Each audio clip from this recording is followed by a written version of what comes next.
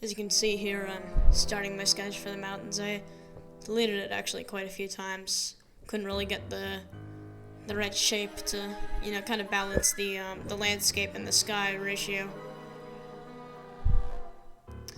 I'm getting some rocky designs here, which I will actually later replace. Putting a face in the upper main mountain, and more detail on the sides of that.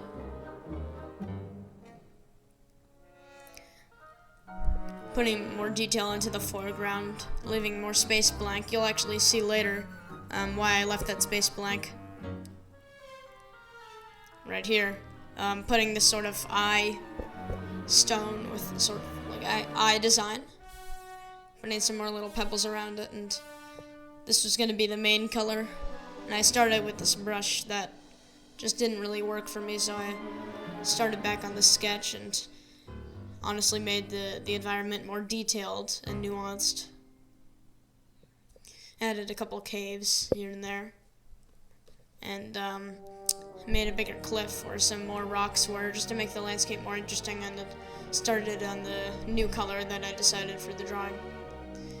And right here, this was actually my main strategy for drawing most of these, is I would grab a regular darker version of the background color and just smudge it so it looked like some more detailed shading.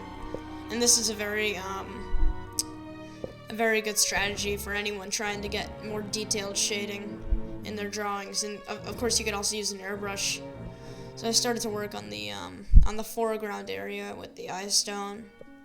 And one problem that I came to in this drawing is that the foreground didn't really disappear into the background. It all kind of just blended together. You couldn't really get a sense of depth.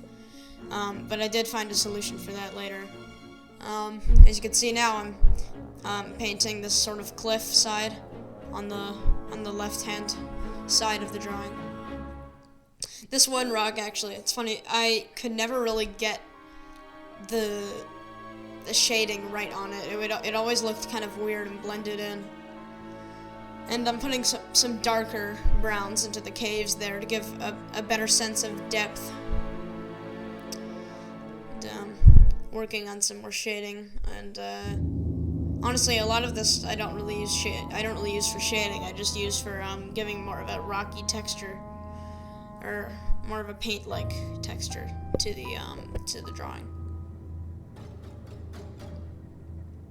This is music from Psychonauts 2, by the way. Great game. And as you can see, I'm working on this same rock again. It was always sticking out to me, and it still is. As you can see, that like the airbrush is just very dark, and it stands out quite a lot. Working on the texture of the back. Honestly, it's about as detailed as the foreground mountains.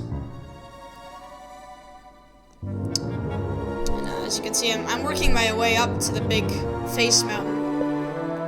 All of these ideas have kind of converged very well.